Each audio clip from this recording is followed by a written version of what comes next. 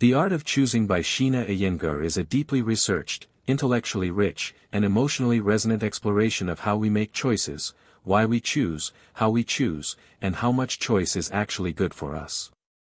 Drawing from psychology, sociology, cultural studies, and her own personal journey as a blind woman and a researcher, Iyengar challenges the assumption that more choice equals more freedom. Instead, she paints a nuanced picture that reveals the power and complexity of choice, showing that the act of choosing is not merely a function of individual will but is shaped by culture, context, emotion, and identity. At its core, the book investigates the deeply ingrained belief, especially in Western societies, that individual autonomy and personal choice are the highest goods. Iyengar begins by asking the reader to consider how often we believe that choosing for ourselves is a fundamental right, almost sacred. But she quickly reveals that this belief is culturally constructed. In individualist cultures like the US, the right to choose is paramount. But in collectivist societies, such as many East Asian cultures, the emphasis is on choosing in harmony with group expectations. One isn't inherently better than the other, but this cultural contrast underpins much of the tension and misunderstanding around global notions of choice. Iyengar's groundbreaking research, including the now famous JAM study, which found that too many options can lead to decision paralysis and dissatisfaction, highlights that while we crave variety, an overabundance of options often overwhelms us. Through compelling storytelling and empirical evidence, she shows that people are more likely to walk away without choosing when offered 24 types of jam than when presented with just 6. The conclusion is both surprising and intuitive: too much choice can be as constraining as too little. Another major insight from the book is the distinction between choosing and having control. Iyengar explains that we often confuse the two, assuming that the act of choosing gives us control over outcomes. But in reality, many of our choices are illusory, framed and manipulated by marketers, institutions, or defaults that we accept without question. She gives examples from medical decision-making, consumer behavior, and even parental grief, showing how framing can deeply affect the meaning and burden of choice. One of the book's most powerful threads is Iyengar's discussion of choice and identity. She explores how the act of choosing helps us express who we are, or who we believe ourselves to be.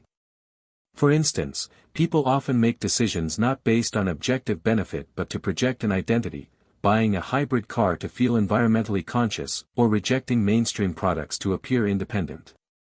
But she warns that this can backfire if choices become more about performance than authenticity.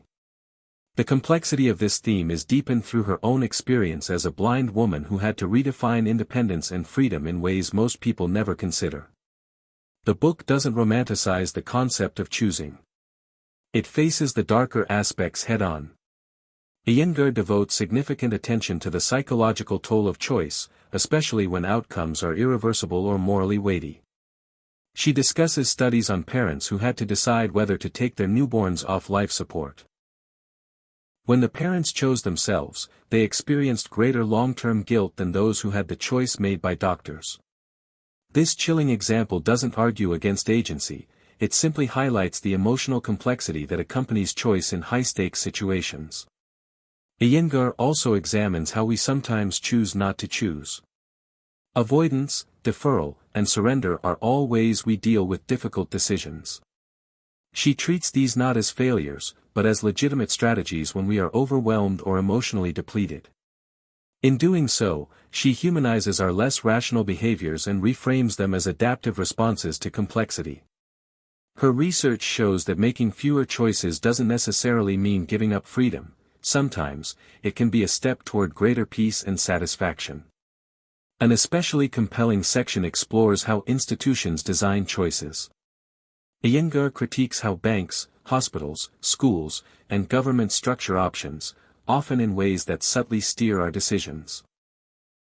Whether it's the way health plans are listed, or how organ donation defaults work in different countries, she shows that the architecture of choice can be more influential than the choices themselves. She introduces the idea of choice architects, those who organize how options are presented, and suggests that with great power comes great responsibility. Iyengar does not argue against choice altogether. Instead, she encourages more mindful, informed, and culturally sensitive approaches to choice. She urges readers and institutions to ask, who should be choosing? How much choice is truly helpful? What are the psychological costs of a particular decision-making structure? These questions, though deceptively simple, drive the heart of the book's argument. They reflect a deeper truth, that effective choosing requires not only options, but also reflection and understanding. What makes the art of choosing stand out is its fusion of the personal and the universal. Iyengar weaves in her own story, losing her sight as a teenager, navigating independence as a blind person, becoming a scholar of choice, with stories from around the world and across disciplines. Her perspective adds a layer of depth and empathy that academic texts often lack. When she discusses what it means to choose a life path, or to relinquish control with dignity, it's not just theory, it's lived experience. She also takes time to explore the illusion of free choice in consumerism. Marketing campaigns, product placements, defaults, and social trends all subtly shape what we perceive as our desires. The implication is that choice is not always an act of freedom, it can be an act of conformity. Iyengar calls on readers to scrutinize their own motivations, to ask whether a decision is truly their own or merely a response to cultural programming. Toward the end of the book, Iyengar expands the conversation to include societal and political implications. If people are overwhelmed by choices in supermarkets or websites, what happens when they must navigate health insurance systems, education policies, or civic responsibilities? Her conclusion is sobering: too much choice without sufficient guidance can lead to disengagement and apathy. Democracy and capitalism alike depend on citizens who are not just free to choose, but also equipped to do so well.